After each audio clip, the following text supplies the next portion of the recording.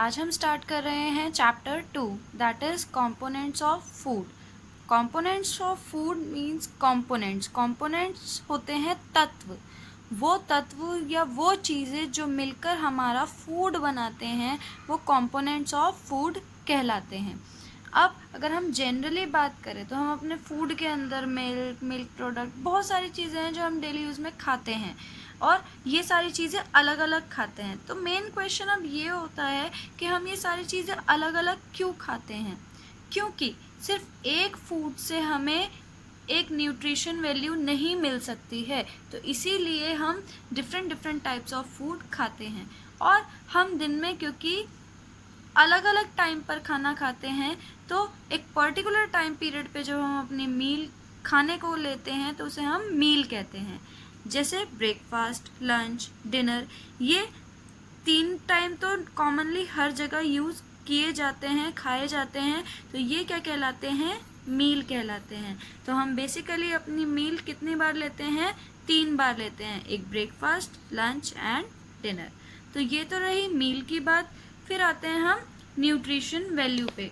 अब component of food में वो जितनी भी चीज़ें हम खाते हैं उनसे हमें एक केमिकल सब्सटेंस मिलता है जो हमारी बॉडी को एनर्जी प्रोवाइड करता है और वो सारी चीज़ें प्रोवाइड करता है जो हमारी बॉडी को चाहिए। जैसे कि हमारी बॉडी को चाहिए एनर्जी, फैट्स, बीमारियों से लड़ने के लिए शक्ति, वो सारी चीज़ें हमें यही न्यूट्रिएंट्स प्रोवाइड करते हैं। लेट्स सी कौन कौन से न्यूट्रिएंट्स होते हैं। ये होते हैं हमारे carbohydrates, protein, fat, minerals, vitamins, fibre and water. ये यहाँ पर भी दे रखे हैं। 7 न्यूट्रिएंट्स होते हैं सेम जो यहाँ पर लिखे हैं। तो न्यूट्रिएंट्स बेसिकली वो केमिकल सब्सटेंस होते हैं जो हमारी बॉडी को एनर्जी या जो भी हमारी बॉडी को चीज़ चाहिए वो देने में हेल्पफुल होते हैं। इसका हमें एक एग्जाम्पल दे रखा है लाइक शुगर। अगर हमें कभी भी बहुत ज़्यादा लो फील होता है, हमारी बॉडी के अंदर एनर्जी लेवल बहुत डाउन हो रहा होता है, अगर उस टाइम पे हम कोई भी ऐसा फूड लेते हैं जो कार्बोहाइड्रेटिक है तो वो हमारी बॉडी को इंस्टेंट एनर्जी देगा। जैसे कि शुगर के लिए हम शुगर कैंडी ले सकते हैं, हम चॉकलेट ले सकते हैं, हम किसी भी तरीके की कोई जेली, पिज़्ज़ा, बर्गर, कुछ भी, इवन रोटी ले सकते हैं, वो हमारी बॉडी को क्या देगी? एकदम इंस्टेंट एनर्जी देगी। तो ये क्या होते हैं? न्यूट्रिएंट ही कहलाते हैं। अब इनके टाइप्स के बारे में हम पढ़ेंगे। तो सबसे पहले इनकी first type that is carbohydrates. अब कार्बोहाइड्रेट्स जो होते हैं इनको हम एनर्जी गिविंग कंपाउंड या एनर्जी गिविंग फूड भी कहते हैं, क्योंकि इनको इनटेक करते ही, इनको खाते के साथ ही हमारी बॉडी में इंस्टेंट एनर्जी प्रोड्यूस होती है। तो इसीलिए अगर हम लेबर जो वर्क के लोग हैं, अगर हम उन्हें देखें, वो लोग ज़्यादा इन्वेस्ट नहीं कर पाते हैं खाने पे, पर वो खाने में आलू ज़्यादा लेते हैं, पोटैटोज़ एंड वीट, और दोनों में ही क्या होता है? हाई कार्बोहाइड्रेटिक कंपाउंड्स होते हैं, और कार्बोहाइड्रेटिक कंपाउंड उन्हें क्या देते हैं? इंस्टेंट एनर्जी देते हैं। तो हमारी बॉडी में जो हम सबसे ज़्यादा जो फूड सब्सटेंस लेते हैं वो हम कार्बोहाइड्रेट ही लेते हैं, ठीक है, क्योंकि कार्बोहाइड्रेट हमारी बॉडी को एनर्जी देते हैं जिससे हम फिज़िकल वर्क कर सकते हैं। इसके अंदर कार्बोहाइड्रेट शुगर और स्टार्च में डिवाइड किया जाता है। शुगर होते हैं सिंपल कार्बोहाइड्रेट, जैसे कि हमारा हो गया लाइक ब्रेड हो गया, लाइक पोटैटो हो गया, इस तरीके से। और कॉम्प्लेक्स कार्बोहाइड्रेट्स क्या होते हैं? लाइक हमारा हो गया paneer which is made up of milk. तो ये हमारा कॉम्प्लेक्स कार्बोहाइड्रेट है जिसको डाइजेस्ट होने में टाइम लगता है। तो वो चीज़ें जो इजीली डाइजेस्ट हो जाती है, सिंपल कार्बोहाइड्रेट, जो थोड़ा धीरे डाइजेस्ट होते हैं, उन्हें हम कॉम्प्लेक्स कार्बोहाइड्रेट्स में काउंट करते हैं। इसके एग्जाम्पल हमें दे रखे हैं हनी, ब्रेड, पपाया, बहुत सारे इसके एग्जाम्पल्स हैं। तो ये हमारे होते हैं कार्बोहाइड्रेट्स। लेट्स सी कि इनको हम कैसे चेक कर सकते हैं कि हमारे फूड में कार्बोहाइड्रेट प्रेजेंट है या नहीं। उसके लिए हमें चाहिए एक कार्बोहाइड्रेटिक फूड, जैसे यहाँ ब्रेड ले रखा है, एक आयोडीन सॉल्यूशन, आयोडीन सॉल्यूशन आप घर में भी बना सकते हैं, जैसे कि फर्स्ट एड बॉक्स के अंदर आपको बच्चे मिलेगा एक टिंक्चर होता है जो हम यूज़ करते हैं, लिक्विड होता है जिसे हम यूज़ करते हैं अपने वुंड को, चोट को साफ करने के लिए।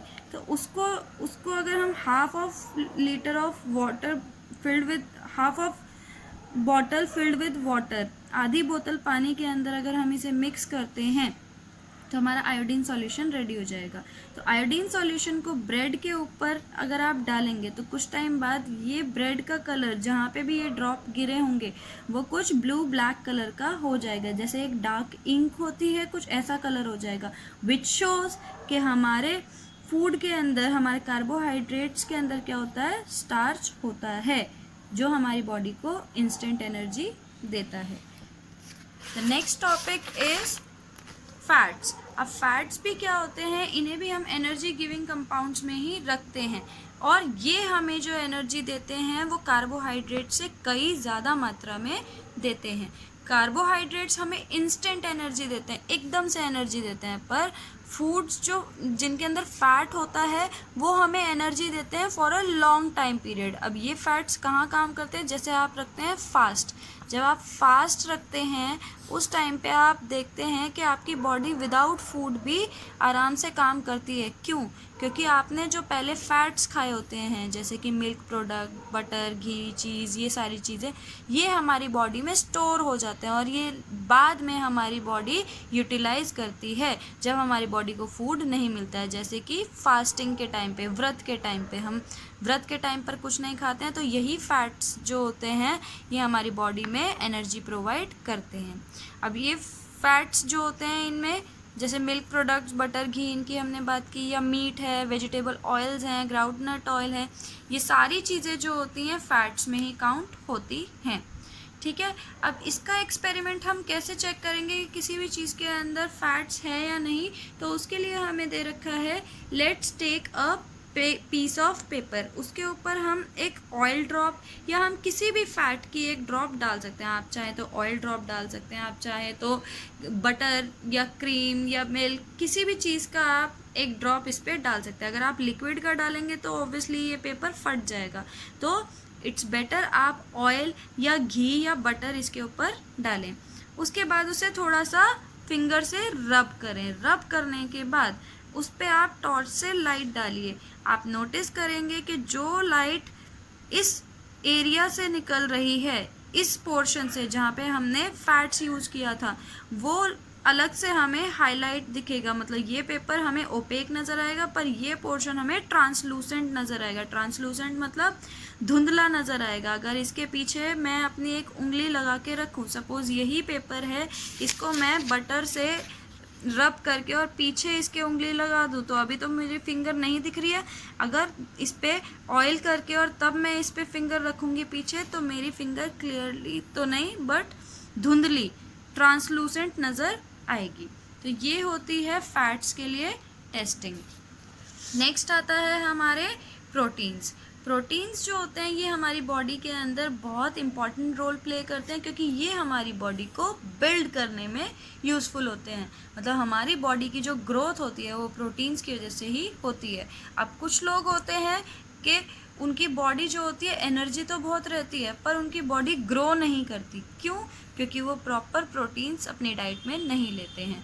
तो प्रोटीन क्या करते हैं, हमारी बॉडी की ग्रोथ को बढ़ाते हैं और हमारे टिश्यूज़ को रिपेयर करते हैं। जैसे अगर मेरे कहीं चोट लग जाए, तो अगर मैं प्रॉपर प्रोटीन सही मात्रा में लूँगी, सही यूनिट्स में लूँगी, तो मेरी बॉडी के अंदर जो चोट लगी है उसके टिश्यूज़ रिपेयर हो जाएंगे और चोट भी जल्दी ठीक हो जाएगी। ऐसे ही हमारी बॉडी के और फंक्शंस को, जैसे डाइजेस्टिव सिस्टम है, रेस्पिरेटरी सिस्टम है और बाकी सिस्टम्स को भी रेगुलेट करता है और हमें बीमारियों से भी बचाता है। तो प्रोटीन्स हमारे लिए काफ़ी इंपॉर्टेंट रोल प्ले करते हैं। And just like carbohydrates and fats, proteins भी हमारी बॉडी को एनर्जी प्रोवाइड करते हैं। अब प्रोटीन्स जो होते हैं वो दो सोर्सेज से हमें मिल सकते हैं, from plant and from animal. Plant से जब मिलते हैं तो लाइक पल्सेस, दालें, सोयाबीन है, पीज है, मटर, ग्रीन ग्राम है, या ग्राम हैं, ये सारी चीज़ें हमें प्रोटीन्स देते हैं। और ऐसे ही एनिमल सोर्सेज में हम बात करें तो milk, egg, paneer, cheese and so on, ये सारी चीज़ें हमें क्या देती हैं, प्रोटीन प्रोवाइड करते हैं, जो हमारी बॉडी को अल्टीमेटली हेल्प करती है कि बॉडी हमारी ग्रो करे, ग्रोथ बढ़े। अब हम इसका टेस्ट कैसे कर सकते हैं? लेट्स टेक सपोज हम कोई भी प्रोटीन फूड ले लेते हैं, लेट्स टेक एग।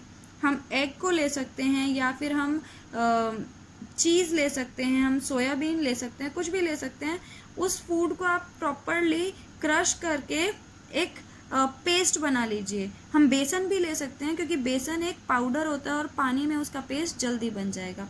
हम बेसन लेके उसके ऊपर, उस पेस्ट के अंदर हम क्या डालेंगे, पहले कॉपर सल्फेट सॉल्यूशन डालेंगे और कुछ देर बाद उस पर हम सोडियम हाइड्रोक्साइड सॉल्यूशन डालेंगे। एंड वी विल नोटिस कि ये जो कलर है फूड का, वो पर्पल कलर में चेंज हो जाएगा। दैट शोज कि हमारे फूड के अंदर क्या है, प्रोटीन है। Next is vitamins.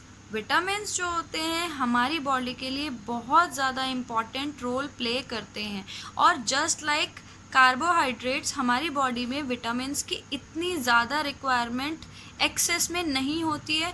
हमें विटामिन्स तो चाहिए होते हैं, पर बहुत ही स्मॉल अमाउंट में चाहिए होते हैं, इन स्मॉल क्वांटिटी। और क्योंकि ये बहुत सारे हैं, अगर हम इन्हें सबको उतनी ही मात्रा में लेंगे तो हमारी बॉडी में इनकी एक्सेस वैल्यू बढ़ जाएगी। तो हमें ये एक लिमिटेड अमाउंट में ही चाहिए होते हैं। तो सबसे पहले तो ये इनके types, vitamin A, B, C, D, E and K, ये क्या करते हैं, डिफरेंट वर्क करते हैं। जैसे कि विटामिन ए, ये हमारी स्किन को और आइज़ को हेल्दी रखता है, ये ज़्यादातर हमें हरी चीज़ों से मिलता है। विटामिन बी जो होता है, ये हमारी बॉडी को एनर्जी देता है और रेड ब्लड सेल्स को बढ़ाने में भी हेल्पफुल होता है। ये ज़्यादातर हमें पोटैटो, मिल्क, इन सब से मिल जाता है। विटामिन सी हमें ज़्यादातर खट्टी चीज़ों से मिलता है, ये हमारे टीथ, गम और बोन्स को हेल्दी रखता है। विटामिन डी हमें यूजुअली धूप से, सनलाइट से मिलता है, और ये हमारे बोन्स और टीथ को स्ट्रॉन्ग रखता है। नेक्स्ट है विटामिन ई, ये हमारी बॉडी और स्किन को हेल्दी रखता है।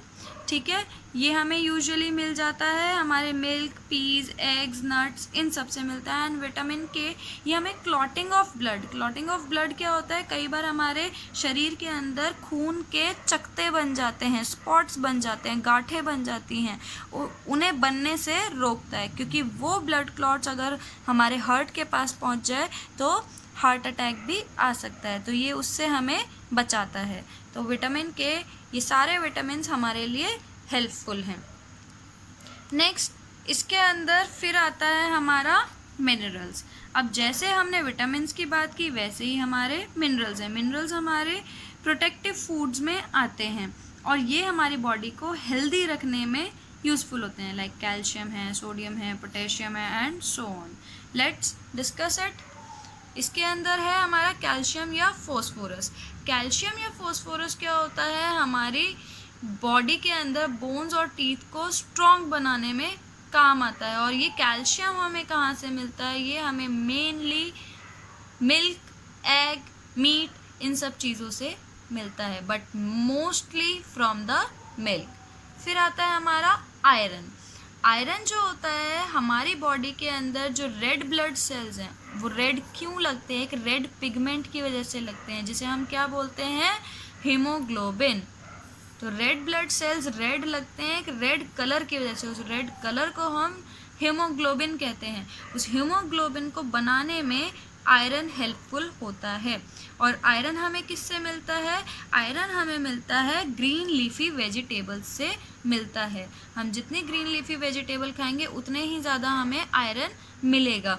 और अगर आयरन हम ना लें तो हमारी बॉडी के अंदर एनीमिया जैसी बीमारी हो जाती है। इसके बाद आता है हमारा आयोडीन। आयोडीन जो होता है हमारी बॉडी को हेल्दी रखता है, और ये हमें एक बीमारी, जैसे हम गोइट्रे कहते हैं, हिंदी में इसे घेंगा कहा जाता है, ये ज़्यादातर नेक पे होता है। और नेक किस तरीके से स्वेल कर जाता है, जैसे कोई गठरी बांध दी हो, कोई पैकेट बांध दिया हो, तो ये गोइट्रे जैसी समस्या से आयोडीन बचाता है। अब आयोडीन मोस्टली हमें मिलता है सी फूड में या कॉमन सॉल्ट में या फिशेस में, और हमें इन्हें नॉर्मल डेली यूज़ में लेके आना चाहिए। लाइक कॉमन सॉल्ट तो सारे ही यूज़ करते हैं, रोज़ाना अगर हम थोड़ा सा भी नमक खाते हैं तो हमें गोइट्रे जैसी प्रॉब्लम फेस नहीं करनी पड़ेगी। Next topic is fibre. अब फाइबर को हम रफेज भी कहते हैं।